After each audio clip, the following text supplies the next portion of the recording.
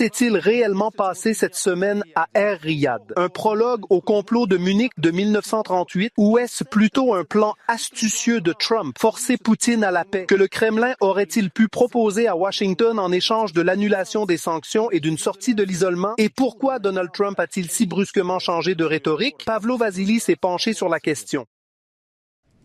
Un plan de paix en 3 étapes. Sur quoi se sont réellement mis d'accord Lavrov et Rubio à Riyad? Quelles sont les conséquences pour Kyiv? D'où vient le sentiment que l'Ukraine va faire cela maintenant? Complot ou échec? Trump est plus intéressé par une alliance avec Poutine qu'avec l'Ukraine? Tous les secrets de la rencontre scandaleuse en Arabie Saoudite.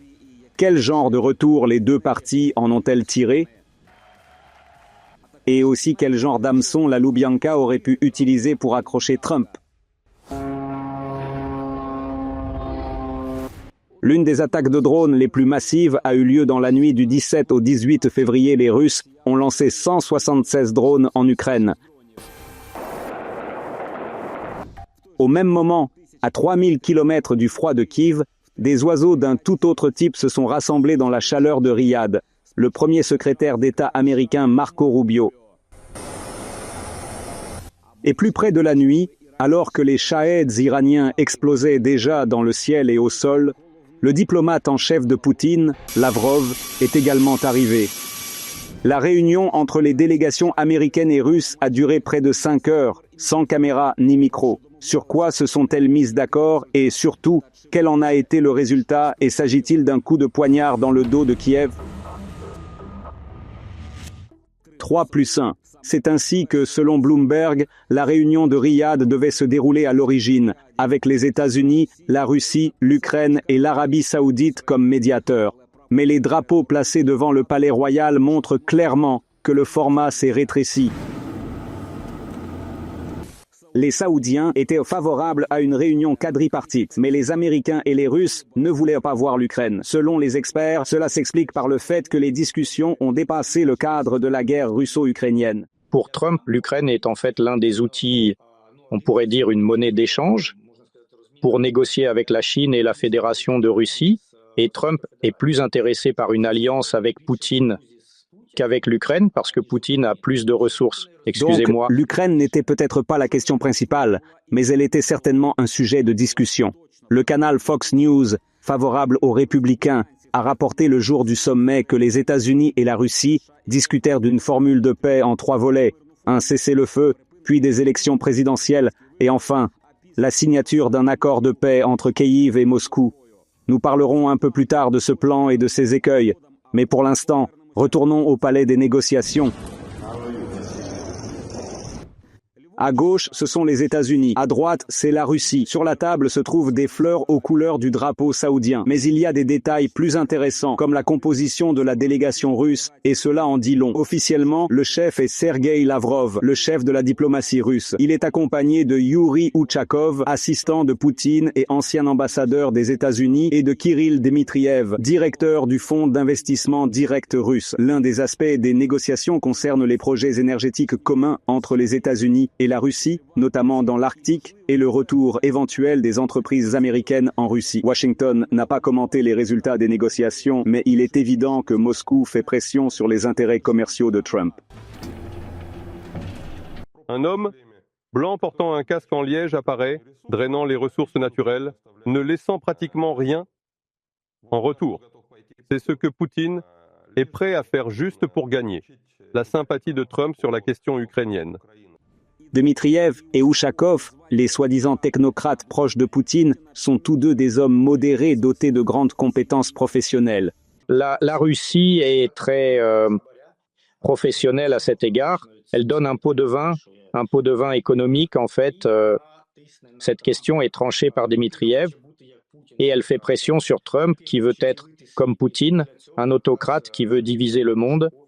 Et voici Ushakov qui partage également ses vues. Dans le même temps, Lavrov ressemble davantage à la voix officielle de Moscou, expliquant aux journalistes du Kremlin ce qui a été convenu après les négociations. We're going to appoint a high-level team from our end. Nous allons nommer une équipe de haut niveau de notre côté pour aider à négocier et à parvenir à une résolution du conflit en Ukraine qui soit durable et acceptable pour tous.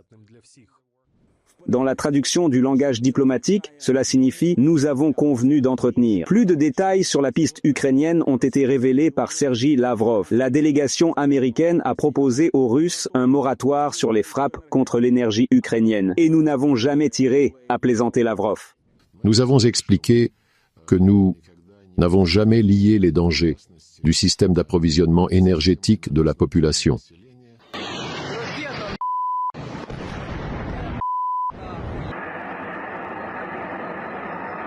Mais la plus grande surprise a été le passage de Donald Trump vers l'Ukraine. Après la réunion, il a littéralement joué dans la même équipe que Poutine. Et lorsqu'ils veulent une place à la table des négociations, le peuple ukrainien ne devrait-il pas avoir son mot à dire? Vous savez, cela fait longtemps que nous n'avons pas eu d'élection. Cela ne vient pas de Russie, c'est quelque chose qui vient de moi, ainsi que de nombreux autres pays. Le récit que Moscou promeut activement dans la bouche de Trump est alarmant. Je pense que la position de Trump sur les élections ukrainiennes et sur la non-participation de l'Union européenne aux négociations, d'ailleurs, est dictée par Moscou, et il y a beaucoup de signes qui montrent que c'est une idée de Moscou et que Trump l'accepte. Rappelez-vous le plan en 3 étapes, cessez-le-feu, élection, accord. Moscou et Washington espèrent peut-être signer un document avec quelqu'un de plus conciliant que Zelensky. Cela ressemble à un ultimatum, soit il y a des élections, soit la guerre continue. Je me demande si nous n'avons pas cédé à tous ces ultimatums au moment le plus difficile. Pourquoi on a l'impression que l'Ukraine va le faire maintenant? Zelensky a souligné de manière démonstrative sa position « rien sur l'Ukraine sans l'Ukraine » et a annulé sa visite en Arabie Saoudite afin de ne pas donner de légitimité à un éventuel accord à Riyad. Au lieu de cela, le président ukrainien s'est rendu en Turquie. Erdogan propose depuis longtemps sa plateforme pour les négociations et Zelensky souhaite manifestement s'assurer le soutien du plus grand nombre possible d'acteurs régionaux. Mais revenons aux négociations. Pourquoi les États-Unis ont-ils besoin de toutes ces révérences ostentatoires à l'égard de la Russie? Pourquoi Trump se comporte-t-il de manière si controversée? Cette vidéo peut apporter une réponse à cette question. 2013, Moscou, le concours de Miss Univers et son propriétaire, le futur président des États-Unis. Déjà à l'époque, Trump rêvait de s'asseoir dans le bureau ovale. Dans une interview, Trump a déclaré qu'il avait rencontré Poutine pendant cette période. Puis, apparemment, on a laissé entendre à Trump que cette réunion était secrète. Et lors de l'interview suivante, Trump a évité d'une manière ou d'une autre de répondre à cette question.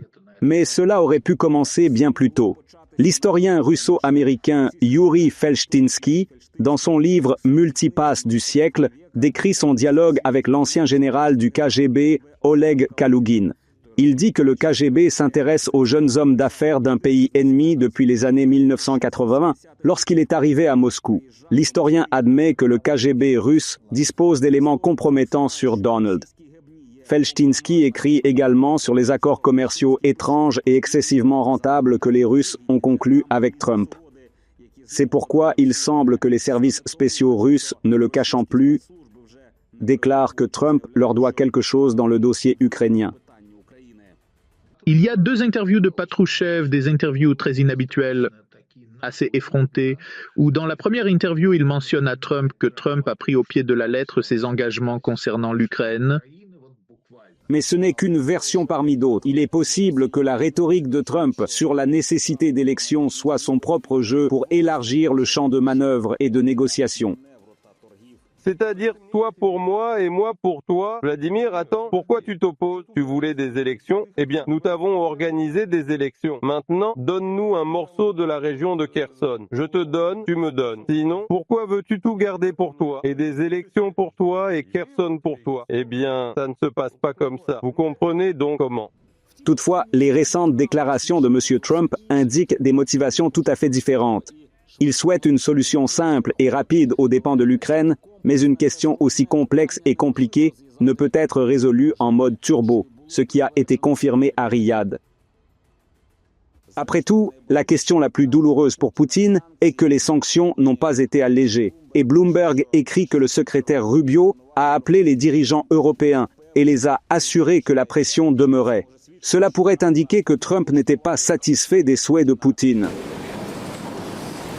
Une chose est claire, au cours de la réunion, les partis ont cherché au moins quelques points de contact, et pas seulement sur la question ukrainienne. Nous n'avons pas entendu parler de résultats positifs évidents, ni de la part des Russes, ni de la part des Américains. Cela signifie qu'il y aura d'autres choses à venir. Pavlo Vassilov, fête de la semaine, ICTV.